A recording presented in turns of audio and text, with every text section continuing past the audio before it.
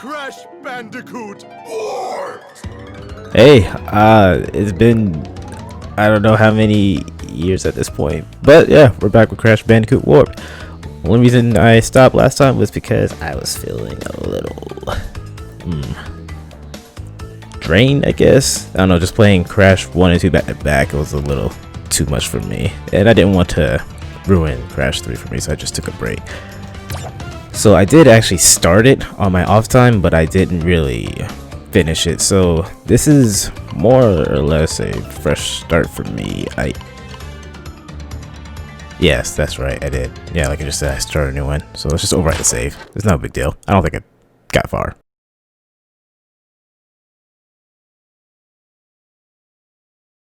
Yes. How are you?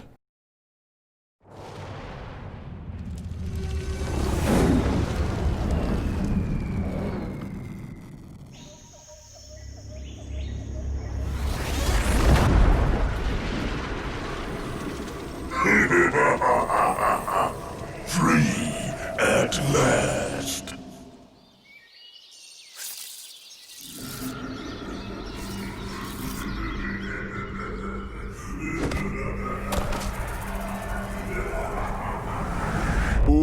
Uka is free? No, it cannot be. Evil, great evil has come.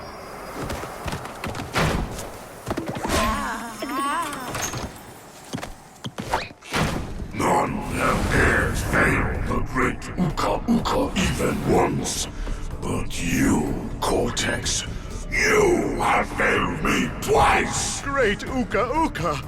It was that infernal bandicoot! From deep inside my devil prison, I sent you simple instructions to follow. But you lost the gems, you lost the crystals, and I have lost my patience. There is now no other power source left on this planet. I know we've had a few unfortunate setbacks. And failed. But since your fumbling has managed to set me free, I am feeling generous. There is still a way to amass the power needed to enslave this miserable planet. And this time, the great Uka will make sure that you do it right. After many eons, my evil twin brother, Uka, has been freed from his underground prison. Long ago, I locked him there to protect the world from his malice. Now, free once again, he must be stopped.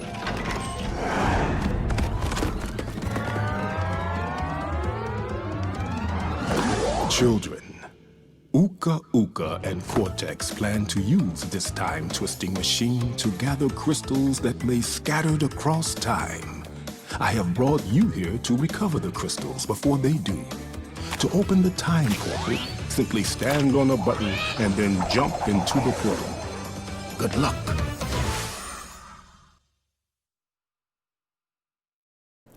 And that is the story for Crash 3. Turns out Uka was pulling the strings from the get-go. I gotta get used to this. Okay, yeah, slide. Yeah, there we go. Let me see. Interact. I don't know why I wouldn't want her to join, but okay. Yes, you can play as Coco from the get-go. And let's just jump right into World 1, which is Toad Village. So after this load screen, I'm gonna Crash. Why must you always muck in my mud? Oh, look! I have a mask helping me, too. We will find out which one is more powerful soon enough.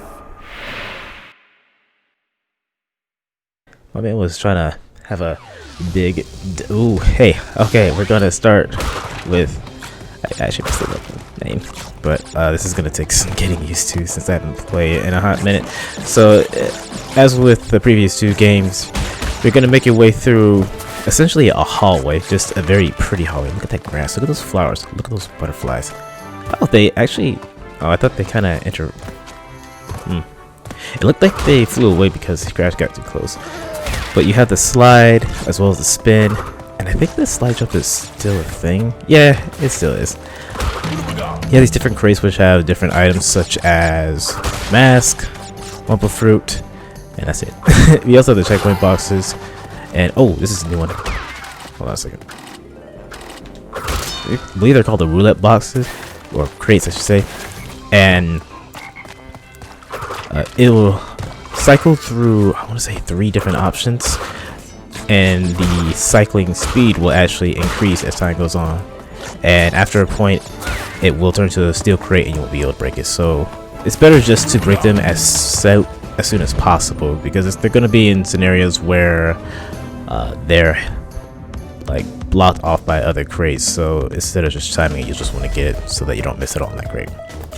There are also bonus levels scattered throughout the levels, and there are also death routes in which you have to get through the level without dying to that point anyway. Oh, this is gonna take some use too. Okay, I think I had to. There we go.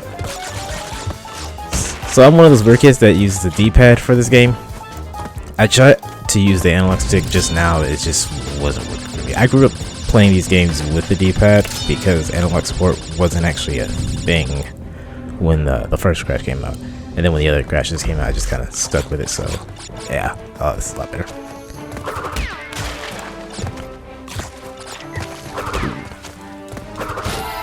Now, as I was saying earlier, I took a bit of a break from playing Crash, not only because if I didn't want to burn myself out on playing Crash, but also just because of the previous setup I had.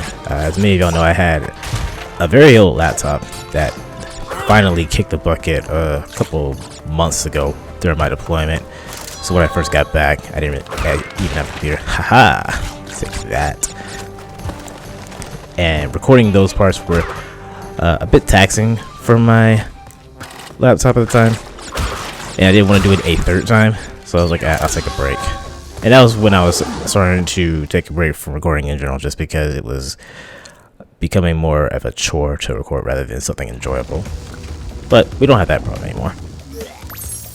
I do wonder if I should have got the PC version, because this is the PS4 version. I figured I may as well just get this version or play this because I've already played the first 2. I say that, but my Steam library is actually kind of stupid right now because of that sale. We'll see what happens.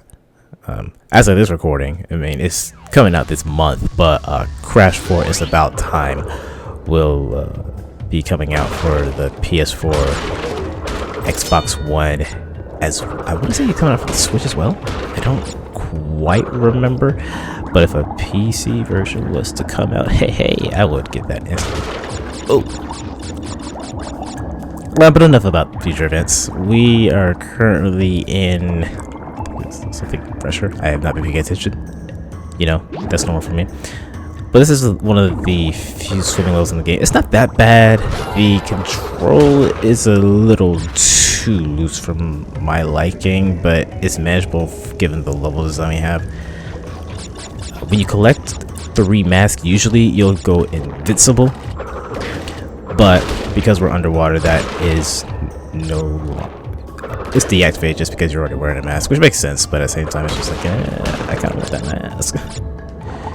But it is what it is. You can swim faster by pressing X, but it's actually a bit faster just to mash spin, because the velocity you get from spinning is greater than that of just pressing X. That'll be useful for something else we have to do in this game. So I'm gonna go for 100%, or I think it's like 104% or something like that.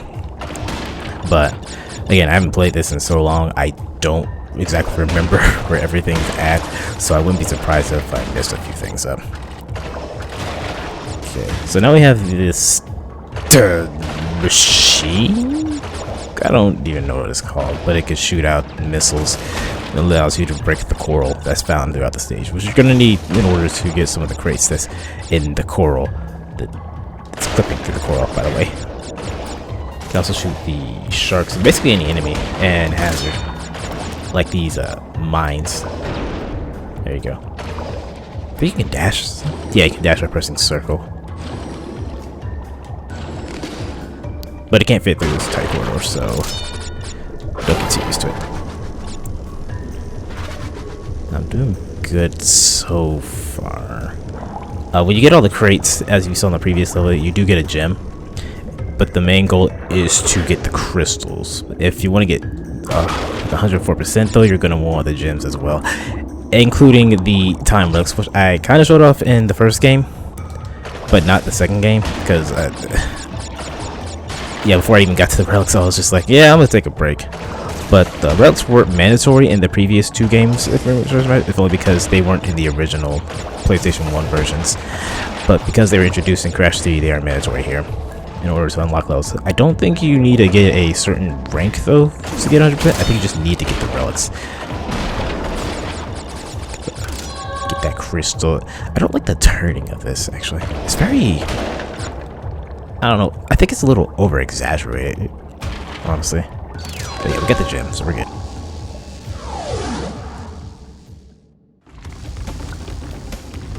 Yep, editing out those load times. They seem to have gotten better. I want to say they released that patch since I last played, which cut down the times by 25%, if I remember that number right. Okay, Orient Express. Nope.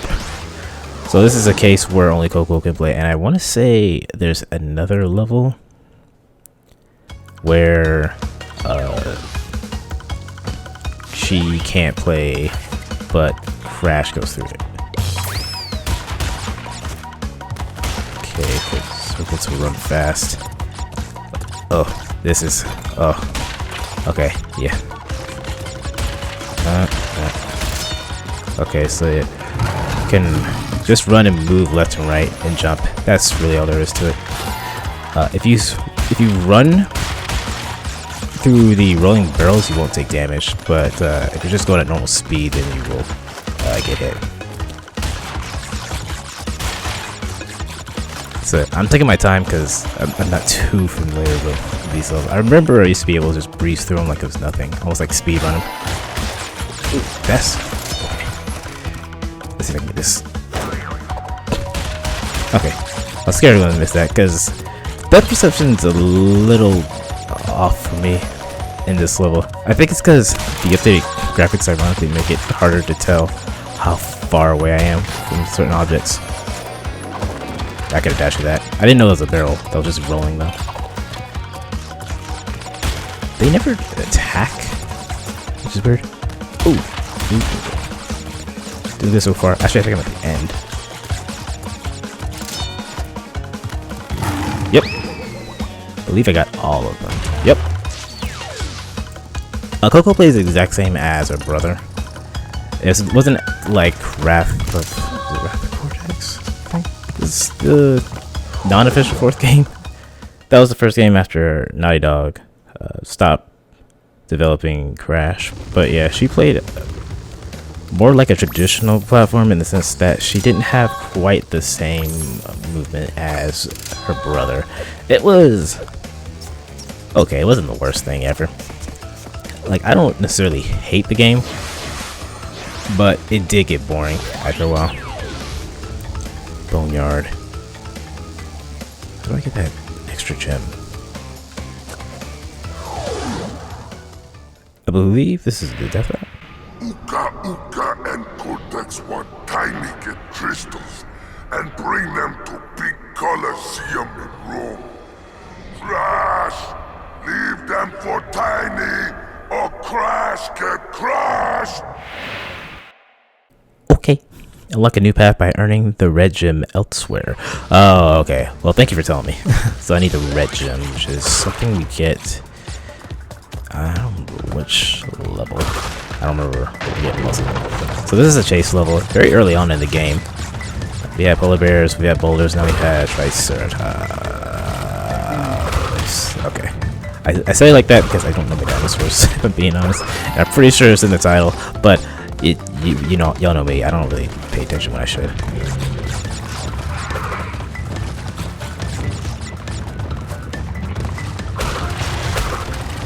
I might have just screwed myself. Ah! Well, he's not that fast. I was expecting him to be a little faster, to be honest. Come at me, bro. Oh, he just stopped. Oh, okay, so here's the basically invisibility. You got the remask, then Uka will attach himself to Crash, and then you can just barrel through things. It'll increase the speed. Okay, that's what the red gem is. Yes. Oh, I think so nitro crates detonate on impact, and I guess my invisibility ran out as I ran into him. So, whoops. Oh well. Got a bonus level.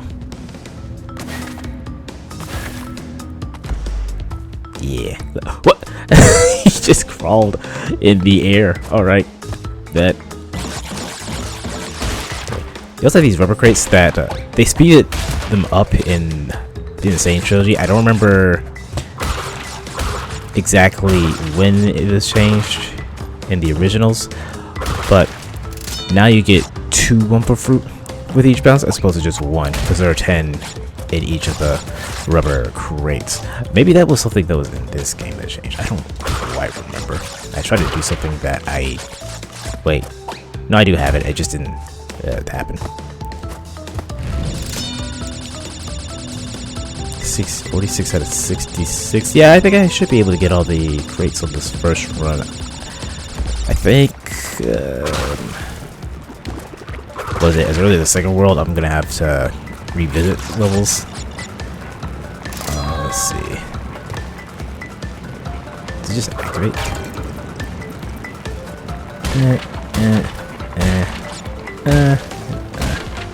Okay. When you bounce off a crate, you just hold X to actually get some more height, and I do that just as a safety net, so that I can get myself a little more wiggle room to land on something a little more precise.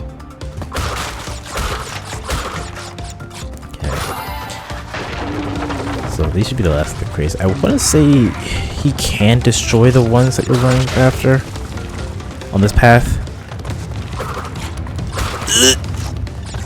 I'm probably gonna get hit.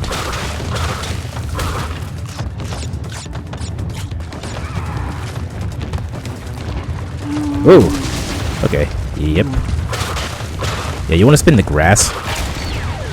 Oh, I actually got it because the grass does slow you down a bit. That was a little too close for my liking, but hey, I got through it.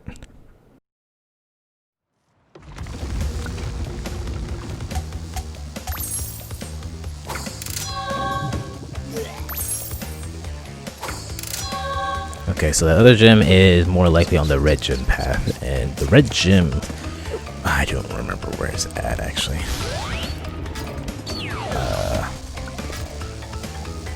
Let's see. Making waves. That's another Coco level. Yeah, I thought you're gonna switch to her for the next level, but then it's like, it's already a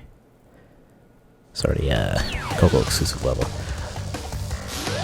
Okay, so the water bike sections, I do remember trying these out last year, and I feel like it's slightly worse in terms of control.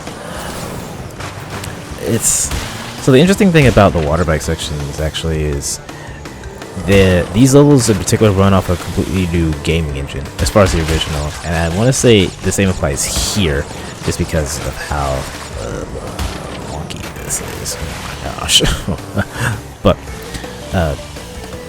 not too many games did that, but at the same time it did make them feel like they fit in, if only because they made something that was custom to the gameplay style.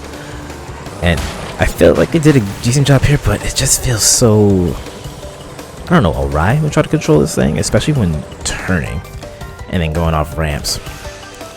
Let me see if we can get this. There we go.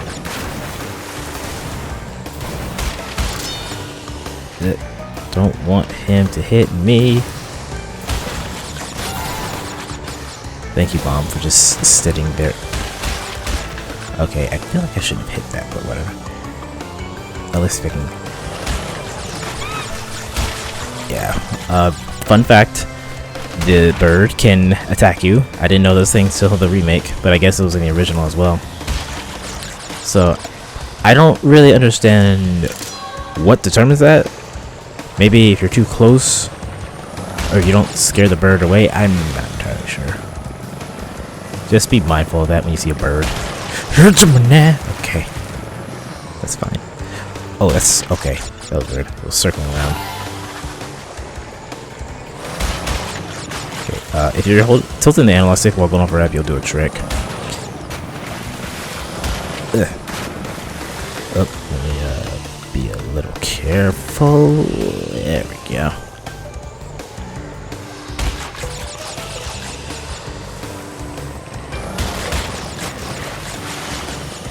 I believe that's the end. Yeah, it's the end. Because that's where the cave's at. I've just lazily drifted into it. Oh well.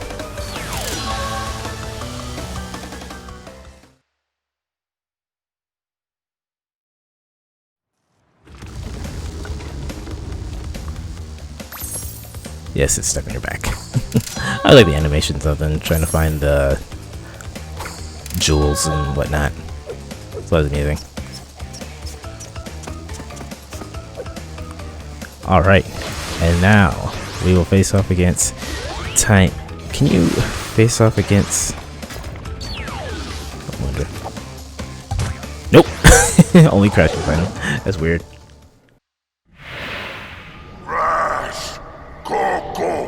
Stole the pretty crystals.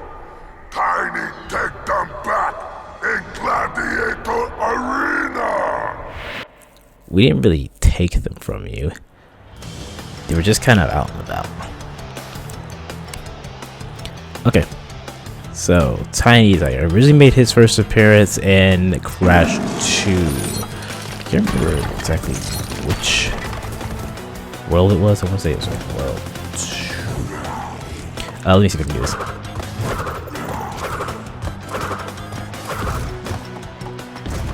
Okay, so he actually starts off by trying to attack you. I thought the other part started first. Let me see if I can do this.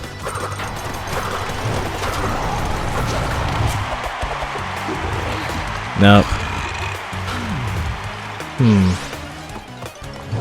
trying to get something to happen, but it's not.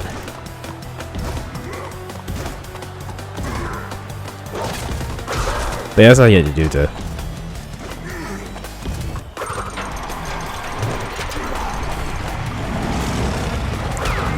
You can just do this and spin.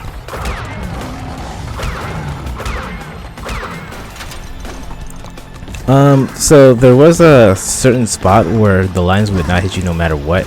I'm trying to quote unquote replicate that because it was adjusted to where it didn't happen.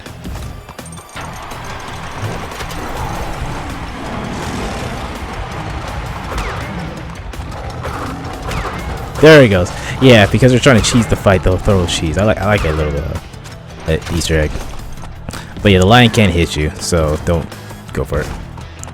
But like I said, if you just run in a corner and just spin whenever the lion's pushing you, you won't get it. Pretty easy fight. Aha! Aha! Ah! Oh, okay. Oh, that's uh-huh. Aha. Hold up. Look at Cortex's face. What is that? Whatever, let me just get out of here. Alright, supercharged body slam. For a more powerful belly flop, press X button to jump and then press circle at the top of the jump. It just gives your belly flop a shockwave. Nothing more, nothing less. It's useful for getting crates that are hanging off the ledge over a pit, but that's about it. Well done, children. By defeating Tiny, you have unlocked the gate to the next time travel area. Go back to the center of this time twister and save your progress if you wish. From there, you will see that the gate to the second time travel area is now open.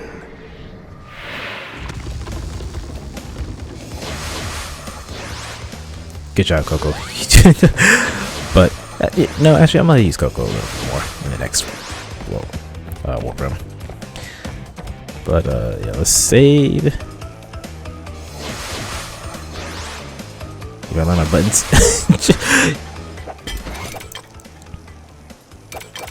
Yeah, I am. Save.